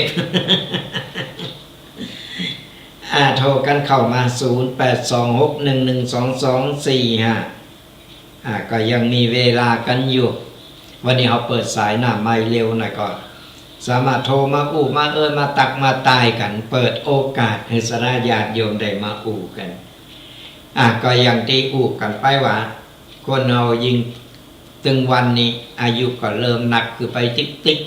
แฮมบอกเมื่อบาดาลวันคืนลงไปกำเดียวนี่แฮมเบอร์กี่เดินก็จะส่งการถึงแล้วเนี่ย มันตึงหมุนเว้นเปลี่ยนไปอีกแหละเพราะฉะนั้นเราก็ต้องพยายามทำโตทำจิตใจของเราสบายเขาบอกว่าเราจะล้มหายใจจากไปวันใดตอนเขาอยู่เขาก็ใจชีวิตมันมีความสุขในบรรปลายชีวิตก็อย่างที่ได้ปกิณกะพระเจ้านั่นแหละบอกว่าคนเรายิ่งแก่โตมาแล้วอย่างที่มัน เปลี่ยนแปลงปรับปรุงได้เขาก็เปลี่ยนแปลงไปมันบัดสายเกินไปยิ่งเขาไปเขตก็เรื่องต่างๆเอาเรื่องต่างๆมาใส่หัวใส่สมองนี่เขาก็มีเวลาได้พักผ่อนหรอกขออนุญาตรับสายกันเนอะเจริญปอนนมัสการเจ้าข้าอาจารย์ฟังเนอะสันทรายเชียงใหม่สันทรายเชียงใหม่วันนี้อากาศเป็นได้บ้องอากาศยังอุ่นมาแล้วเจ้าอุ่นมาแล้วเนาะจ้ะฟังชัดเจนดีเนาะอากาศอุ่นมาแล้วเจ้าท่านอาจารย์ดีละดูแลสุขภาพกันตัวฟังชัดเจนเนาะชัดเจนเนาะดีละเป็นกูเป็นกิมเป็นกำลังใจกันเนาะสาธุบุญรักษาเนะเจ้านมัสการเจ้าใส่สันทรายรายงานตัวมาแล้วไปตั้งใดอยู่ตั้งใดกดเข้ามาอูมามารายงานโตกันเขาก็จะได้หูว่าเพิ่นฟังกันอยู่ตั้งใดจ้ะจะได้เป็นกัลยาณมิตรดีต่อกันก็โทรกันเข้ามาเนอะยังมีเวลาเหลือกึ่งโมงไปโทรมาอุมามาตักมาตายกันก็ติดตามลำต้อยกันไปบางคนก็กำลังเข้ามาพอใหม่บางคนก็เข้ามาฟังรายการใหม่อยู่เสียงเจ้านี่ตุเจ้าที่ไหนจ้ามาอู่ยองเนี่ยก็ตุเจ้าละปูนเนอะป่าสร้างละปูนเนี่ยก็สามารถผ่านไปผ่านมาแวะเวียนมาแอวกันได้มาตักตายก่อนจะมาก็โทรกันเข้ามาก่อนเนอะบางทีก็ติดการติดงานสำหรับรายการของเขาก็เป็นประจำทุกๆวันเสาร์ตั้งแต่เวลา 8 โมงจนถึง 10 โมง2 ชั่วโมงเต็มที่เขาจะได้อูดได้ได้ตักได้ตายกันมีอย่างเขาก็มาอูมาเล่าสู่กันฟังหรือว่าไปสะดวกฟังทางช่อง YouTube Facebook กลุ่มไลน์ต่างๆกดไลค์กดแชร์กดติดตามกันไปคนที่เพิ่นบ่เคยได้ยินได้ฟังได้ฮู้เพิ่นก็จะได้ยินได้ฟังเป็นการแชร์ธรรมะไปในโตได้บุญได้กุศลตัวให้สราญาติโยมทั้งหลายเล็กๆน้อยๆเป็นบุญเป็นกุศลทั้งนั้นสั่งสมเอาไปสั่งสมไว้ก็เหมือนเอาหดน้ำพรวนดินต้นไม้นั่นแหละตั้งแต่ต้นน้อยๆมันหดน้ำพรวนดินไปติ๊กๆเมินเข่ามันใหญ่มันโตขึ้นมาสั่งสมไปติ๊กๆเพื่อถึงเวลามันออกดอกออกผลมั่งเฮาได้กินได้ใจได้ขายกันนี่แหละการทำบุญสั่งสมบุญก็เหมือนกันเล็กๆน้อยๆก็เป็นบุญเป็นกุศลบัดนี้ตกบุญนะเพิ่นมาบอกบุญอะไรยังก็คิดไปต่างๆนาบางคนก็ว่าไปบาดีบาดักต่างๆนาเฮาก็ใจวิจารณญาณของเฮา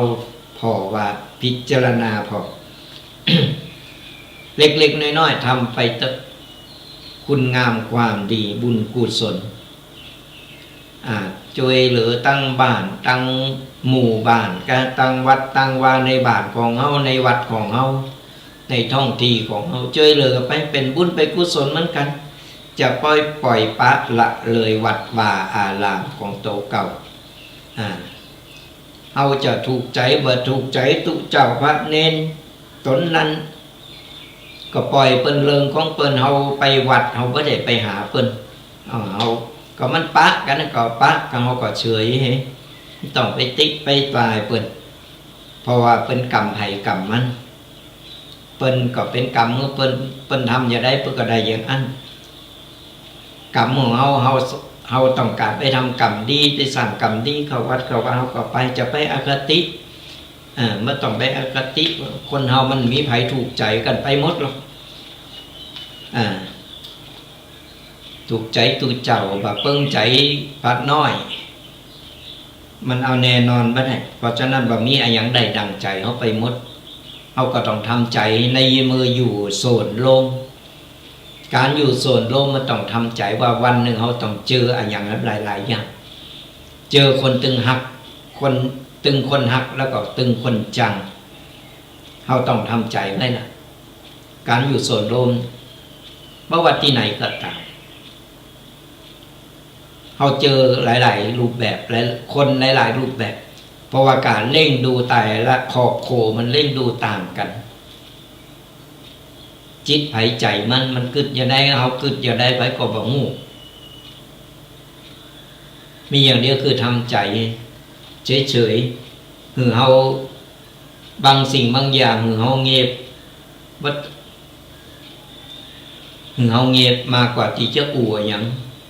บางครั้งเนี่ยเขาอู่ไปมันเข่าหูเปิ้นมาเข่าหูเปิ้นห้องแต่อันใดที่มันโคนอู่เขาก็ต้องกันกองก่อนอู่ไปแล้วเดือดร้อนก็บ่เดือดร้อนเปิ้นบ่เดือดร้อนเฮาก็อู่ไปอันใดดีอู่โกนอู่เฮาก็อู่อันใดบ่ดีโกนอู่ที่เฮาบอกเนี่ยเฮาก็บ่ต้องไปอู่กับมันแล้วก็มือเฮาโปงมือเป็นเย็นหือใดนี่หือเฮาเงียบมากกว่าอู่ปงหือใดเย็นหือเป็นอย่างบางสิ่งบางอย่างปงวางไปแต่งใจเย็นจะไปใจอารมณ์หือเฮามีสติอยู่เสมอก่อนใจอารมณ์มากกว่าสติมันก็ตะเลิดเปิดเปิ้งเฮายิ่งแก่โตมาแล้วเนี่ยเฮาก็พยายามควบคุมสติอารมณ์ของเฮาแปลงใจให้สบายอยู่แบบเงียบๆบ่วุ่นวายกับไผบ่ลั่งไผไว้ในความสัมพันธ์บ่ได้ไปผูกมัดไปยื้อไปลั่งไปแยงไปชิงดีชิงเด่นก็คนนั้นคนนี้เพิ่นก็อย่างที่บอกบุญไผบุญมันเพิ่นได้ดิบได้ดีก็บุญของเพิ่นต้องไปอิจฉาริษยาหยังเพิ่นก็เป็นก่อนเฮาได้หันเปิ้นถูกหวยใครถูกก็เปิ้นอิจฉาเปิ้นอันนั้นก็เป็นบุญของเปิ้นกรรมดีของเปิ้นกรรมเก่าของเปิ้นนั่นแหละเปิ้นมาส่งผลให้เปิ้นก็ได้ลาภลอยได้โชคดีเฮาก็ไปตามวิถีชีวิตของเฮานี่แหละปล่อยมันไปตามจังหวะของมันชีวิตของคนมันมีจังหวะอยู่นะสดาญาติโยมทั้งหลายจังหวะของชีวิตแต่ละคนมาเหมือนกันนะมันมีขึ้นมีลงถึงจังหวะไผที่ว่าขึ้นจังหวะไผดีอันมันถึงบอกว่าโลกบ่ได้วุ่นวายแต่มนุษย์จิตใจคนเฮาเนี่ยมันวุ่นวายบ่ได้เพราะฉะนั้นเนี่ยปล่อยชีวิตของเฮาไปตามจังหวะของมันบ่ต้องไปดิ้นรนไม่ต้องไปดิ้นรนกระตือรือร้นนะมันจะทำให้เราเครียดแล้วก็ทำให้เราเนี่ย นักอกนักใจมันมีจังหวะของมันปล่อยมันไปตามมันไอ้อย่างที่มันเหนื่อยใจที่มันทำเหงาอิดอกอิดใจเขาก็ตัดออกไปบ้างอันใดบัจจัยเรื่องของเขาไม่ต้องไปยุ่งไปเกี่ยวมันปล่อยมันไปตามยถากรรมมันนะเอามาดูแลอยู่กับตัวเองคือมีความสุขก็อย่างที่เคยบอกไปแล้วสราญาติโยมเพื่อถึงเวลามันจะอิ่มโตของมันเองมันจะรู้สึกว่าเบื่อกูสิ่งกูอย่างอยากอยู่คนเดียวอยากใจชีวิตของมันอยู่แบบเงียบคนเดียวมันก็มีความสุขไปอย่างเป็นห้องว่ามันถึงจุดเดียวอิ่มโตมันอันยังจะเกิดอันยังจะยังได้ก็แล้วแต่เอาใจชีวิตในบรรปลายมันมีความสุขเอาอิดเอาดินลนมาเมินแล้วกี่ปีเราลองมานับอายุเอาพอถึงเวลาที่เราต้องปล่อยวางถึงเวลาที่เราจะต้องละสวะวางไอ้เรื่องไอ้ยังต่างๆนั่นนะก็หือลูกหือหลานหือคนอื่นเป็นได้เยอะได้ทำไปใจชีวิตฟังธรรมะไปเรื่อยๆฟังธรรมะไปมีอย่างก็เยอะต๊อบแทบอยู่กับบ้านกับจองโอ้มีความสุขไม่ต้องไปเอาเรื่องนั้นเรื่องนี้มาเข้าสมองต้องไปวุ่นวายไม่ต้องไปยิงบางคนยิงแก่โตมากกว่ายิงเหลือเราอ่อนแล้วกันอันนี้ไม่ได้แนมให้เนาะตามที่หันมันก็มีอันนั้นมันก็เป็นความสุขที่มันเกินไหมมันก็เป็นความสุขของเป็นนะแต่มันก็คัดหูคัดตาเอามาพอให้พอดีมีความสุขอยู่เงียบๆของเขาบัจจัยว่ามีความสุขแบบไปสังสรรค์ไปหาไปแต่งเนื้อแต่งตัวอย่างที่มันนี่เกิดไปอันนั้นมันสุขแบบหลอกเอาความสุขตั้งใจของเขาอยู่เงียบๆสงบของเขาตามวิถีชีวิตของเขาฟังธรรมะไปบุญก็ได้ความสุขก็มีก็ฝากกันเอาไว้โทรกันเข้ามา0826112245มามามาตักมาตายกันมีญาติธรรมจากกรุงเทพเพิ่นว่าฟังอยู่ชัดเจนดีมากอนุโมทนาบุญด้วยเนอะหลายทีหลายตั้งคอมเมนต์กันมาเดี๋ยวอาตมาภาพก็จะได้ไปไปอาจจะได้คอมเมนต์ตอบหลังจากจบรายการเสร็จจะตอบคอมเมนต์เรียบร้อยก็จะเกมโตฉันเพนเรียบแล้วก็จะขึ้นไปช่วยเปิ่นเกมงานบนวัดพระบาทตากผ้าวันนี้เปิ่นมีธรรมะสัญจรระดับอำเภอป่าสร้างถึงอำเภอก็จะมารวมกันก็บ้านไก่บ้านหิมไปฟังรายการอยู่ก็เกมโตกันเนอะเดี๋ยววันนี้ก็จะได้ไปฟังธรรมะฟังเทศขออนุญาตก่อนเนอะเจริญพรโยมแม่ลีเป็นได้พองวันนี้เจ้าคู่ไปกับถูกไปฟังไปเนี่ยกันแล้วไปทางใดครับวันเนี้ยวันนี้จะไปอยู่เจ้ากันเดือนจะไปมัวทำงานบ้านไปธุระหน่อยเดียวดีละก็ดูแลสุขภาพตัวอากาศมันก็เปลี่ยนแปลงเนาะแต่วันนี้เย็นหน่อยเนาะวันนี้รู้สึกหนาวตอนเจ้านะมาเดี๋ยวเริ่มอุ่นมาละอากาศมันแปรปรวนเดี๋ยวก็ฮ้อนครับสวานี่ก็ฮ้อนนะฮ้อนบดวันนี้อากาศเริ่มอุ่นๆมาละเดี๋ยวสักกรรมก็จะไปเหมือนกันธรรมะสัญจรอยู่บนวัดพระบาทมีนะ มีธรรมสัญจรระดับอำเภอตึงอำเภอก็จะมาลงกันหมดอีกเวลาบ่ายโมงก็จะได้ขึ้นไปช่วยเพิ่นอยู่ อนุโมทนาบุญเนอะบุญรักษาเป็นกำลังใจกันไปสาธุโยมแม่ลีเป็นกำลังใจ FC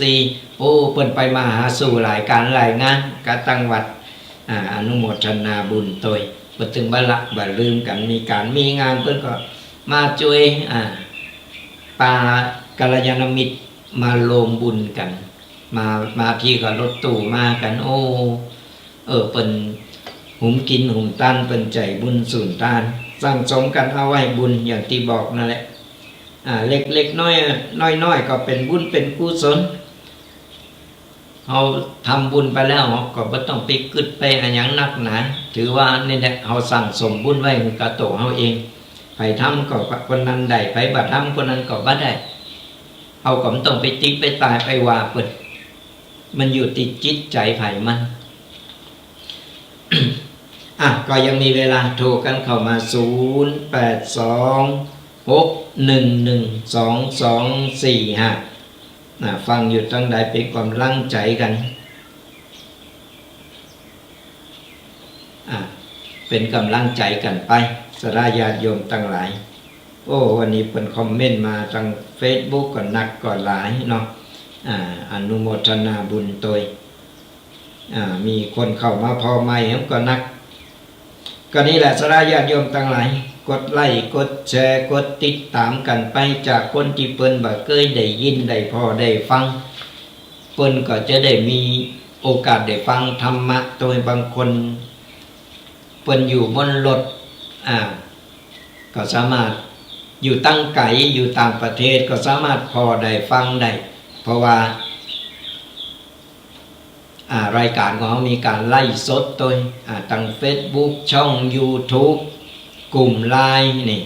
ทางวิทยุนี่สมัยเทคโนโลยีมันเข้าถึงหมดก็เพราะฉะนั้นแล้วเนี่ยเฮาก็สามารถสะดวกสบายฟังธรรมะอยู่ทั้งใดก็ได้บุญได้กุศลเหมือนการฟังธรรมะสนาญาติโยมทั้งหลายโทรกันเข้ามา0826112245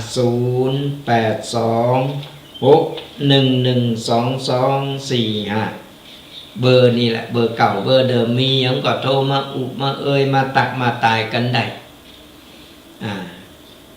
ขออย่างเดียวห้ามโทรมาปรึกษาเรื่องเงินเรื่องทองนะตุเจ้านี่ไม่ใช่ตุเจ้ารวยนะ ก็ยังตึงวันนี้ก็ต้องอาศัยสระญาติโยมนี่แหละมอกได้ฉันได้อยู่กันเรื่องอาหารนี่พระเจ้าเตียนพระคุณเจ้าที่เพิ่นได้อยู่สำนักอย่างนี้ที่อยู่เชียงใหม่เพิ่นโทรมาเพิ่นบอกเรื่องอาหารนี่ก็เหมือนกันสระญาติโยมทั้งหลายไผที่ทำอาหารส่วนมากตุเจ้านี่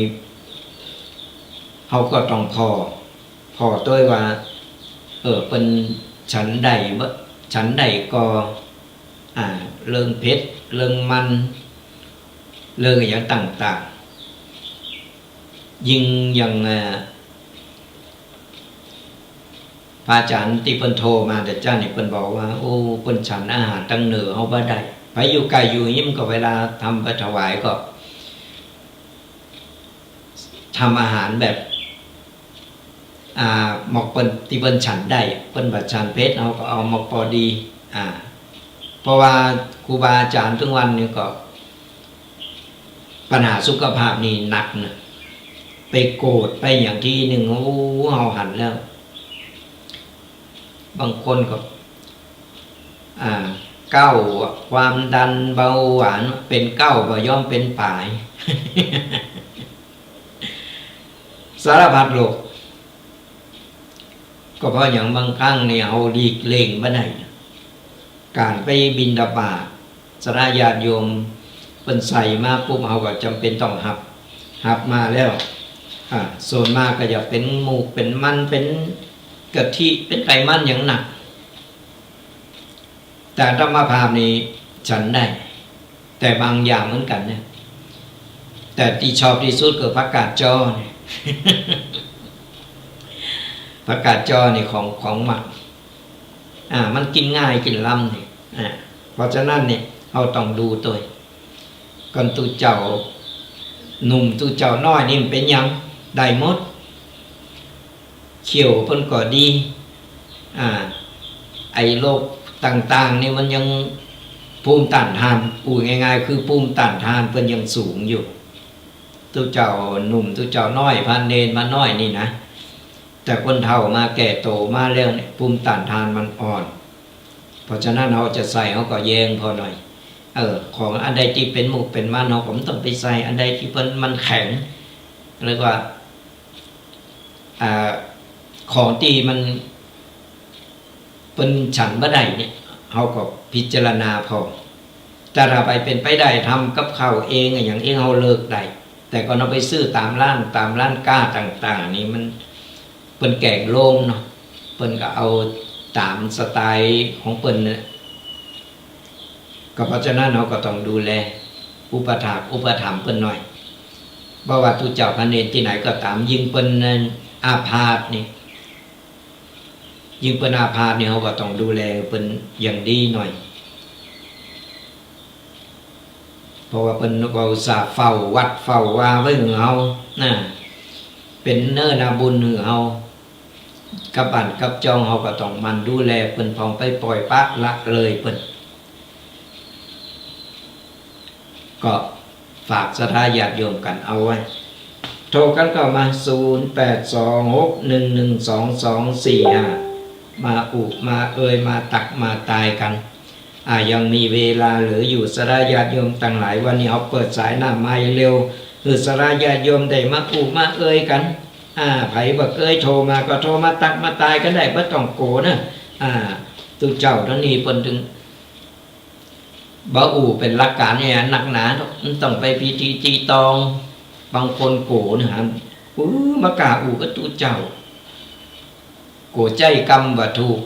เป็นหยังอีพ่ออีแม่พ่อแม่เฮากันง่ายๆเข้าใจกันง่ายๆนี่ก็เฮาจะไปใจภาษาที่มันเป็นพิธีการเกินไปมันเดียวก็อีพ่อแม่พ่อแม่เพิ่นก็จะเก่งเพิ่นอย่าประกาศบางคนมีนะปัจจัยไปหาตัวเจ้านี่ตึงเอาน้ำกาเขาโกผิดถูกพ้อง ใหม่ๆก็เหมือนกันนะตอนนั้นธรรมาพายงว่าโบสถ์นี่นะถึงกาเขาหาตัวเจ้าโกใจกำบ่ถูกโกผิดถูก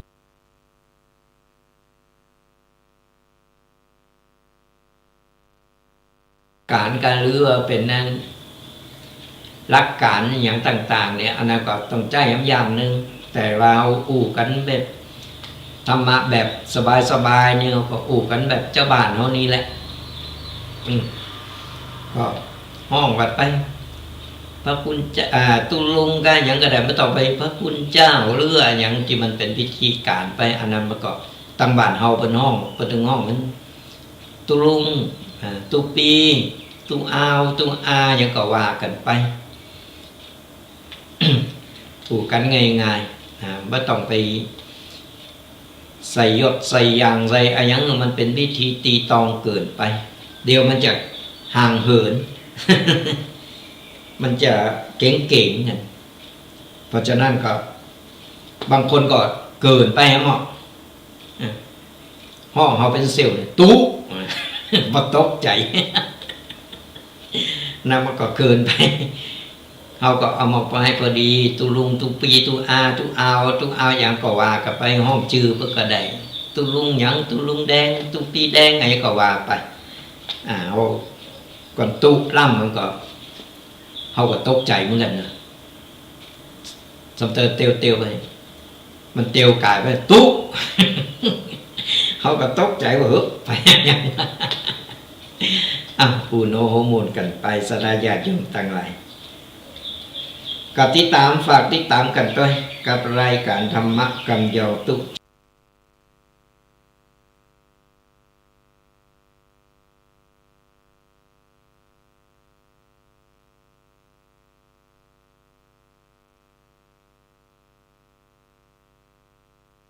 ก็ติดตามกดไลค์กดแชร์กันไปฟังอยู่ตั้งใดแล้วก็สามารถโทรมามามาหือกำลังอกกำลังใจกันมีหยังก็สอบถามกันได้มีหยังปรึกษาได้จบรายการแล้วนอกไมค์นอกนี่แล้วก็หลังไมค์แล้วก็สามารถโทรมามาได้เหมือนกันเบอร์นี่แหละสนาญาติโยมทั้งหลายโทรมามามาตักมาตายกันได้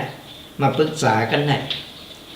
ห้ามปรึกษาเรื่องเงินอย่างเดียวเรื่องอื่นปรึกษาได้ก็เนาะบ่ฮู้เฮาก็จะได้ไปปรึกษาครูบาอาจารย์ที่เพิ่นมีภูมิรู้ภูมิธรรมเฮาก็จะได้มาบอกมากล่าวกันก็มีหลายด้านบางทีเพิ่นจะทำพิธีอันนั้นอันนี้ต่างๆนานาเพิ่นบ่เข้าใจเพิ่นหยังเพิ่นก็โทรมาเฮาก็ถือความรู้ไปก็เป็นการช่วยเหลือซึ่งกันและกัน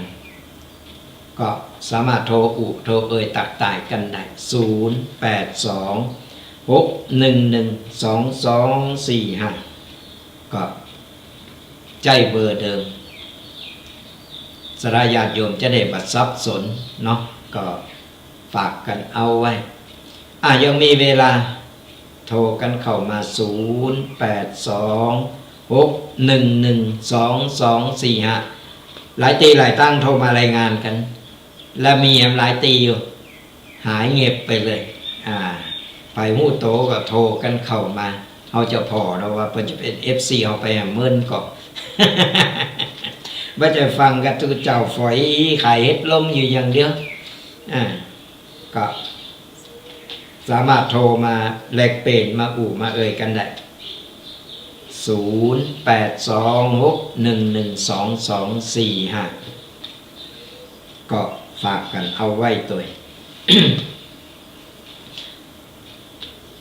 ยังมีเวลาเหลืออยู่สรายาติโยมทั้งหลายเหลือเวลา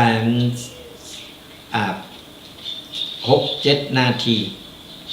ก็สามารถโทรมาไผจะเป็นสายสุดท้ายก็โทรกันเข้ามาเนอะเดชกรรมจะตอบกับFC ที่เป็นคอมเมนต์มาเนาะขออนุญาตนะจะเลินปอน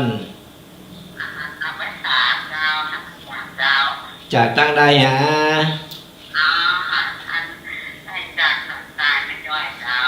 สันทรายเป็นได้พ่อวันนี้ฟังชัดเจนเนาะ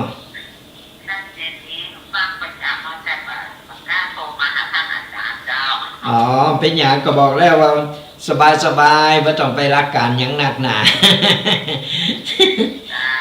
กันง่ายๆสบายฟังกันหลายอยู่ก้านะคุณนะ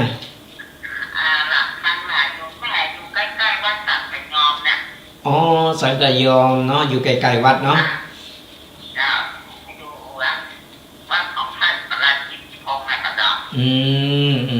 สังกยอม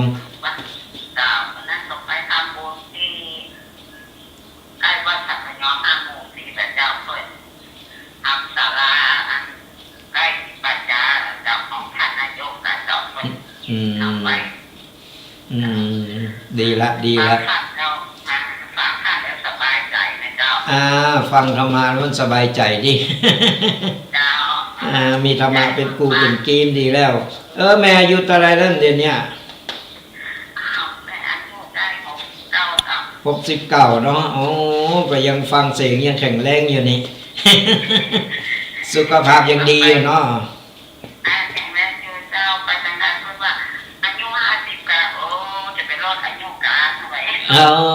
ก็น่ากับฟังเสียงเป็นคนแบบอารมณ์ดีแล้วก็เป็นคนที่ว่าสุขภาพดีแข็งแรงเนาะดีละดีละจะไปเขตยิ่งแก่โตมาเขายิ่งยิ้มแย้มแจ่มใสไปสนุกสนานความสุขดีละเป็นกูเป็นกิ้วกันไปเนอะบุญรักษาบุญรักษาบุญรักษาเจริญพรเป็นสายนี่เจริญพรฮัลโหลได้ยินละ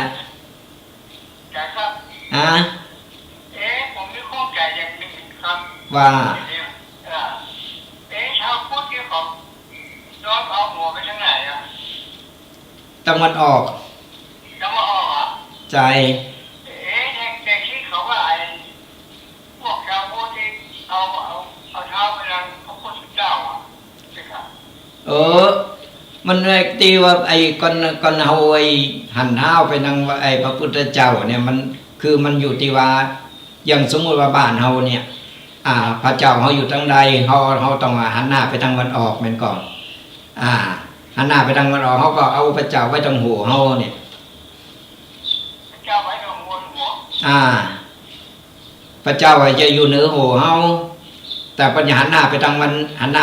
ออก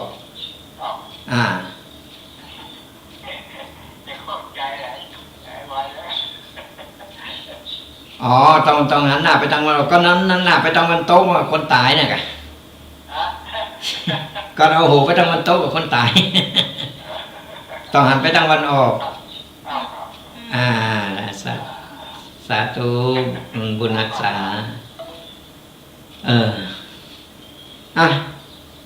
พอนาฬิกาแล้วเลย5 นาทีเอาล่ะสดาญาติโยมทั้งหลายก็เดี๋ยวจะไปกินเวลาเพื่อน้ำหนักอยู่ก็สุดท้ายนี้ขออวยพรกับสดาญาติโยมเนอะตั้งอกตั้งใจครับพรกันเนอะตั้งแต่นี้ต่อไปก็ขอสดาญาติโยมจุคนจงหายตุกหายโศกหายโรคหายภัยหายเจ็บหายไข้นึกหวังสิ่งใดก็ขอสมปรารถนากุสิ่งกุปการเงินทองไหลมาเทมาจะได้ขาดสายของเงินต่อเงินทำการงานได้เจริญก้าวหน้าทำมาค้าขายร่ำรวยทำไมทำสวนได้ผลผลิตเจริญงอกงามขายได้ราคาสุขภาพร่างกายแข็งแรงแข็งขาดปลอดภัยอายุมั่นขวัญยืนมีโชคมีใจฮือบุญปกปักรักษาคุ้มครองกันกูคนเนอขอเจริญพร